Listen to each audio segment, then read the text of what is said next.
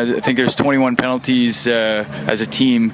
But aside from the penalties, maybe just talk about your thoughts on game one for you guys. You know what? This was it was a seesaw battle. The thing I saw in the first half was that we were matching them blow to blow.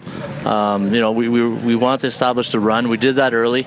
It's just we got into certain situations where it was 3rd and 2, and we didn't convert on those 3rd and 2s, 3rd and 5s, and you got to convert on your 3rd downs. And if you don't convert on 3rd downs, then you're going to get a lot of 3 and outs. And these are the things with a young team that we have. They just got to learn how to execute, play fast, and make the right reads. And those are some of the things that we have to focus on next week in practice. Maybe talk about if there are any young players that stood out in your mind on the team, and looking ahead to a bye week, how does that help you guys?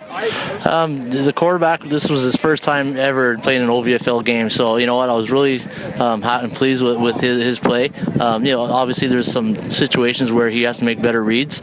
Our running back, Calvin Jaboyan, he ran hard. Our O-line, our center played well, Caleb McLeod. I thought he held his own in the middle. Going forward, these are things that I think our receivers, there's a lot of work to do there on blocking also.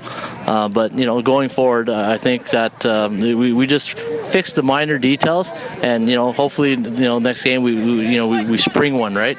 So I think we'll get to a situation where they're comfortable with the offense, and compared to 2 weeks ago where we're still hesitating.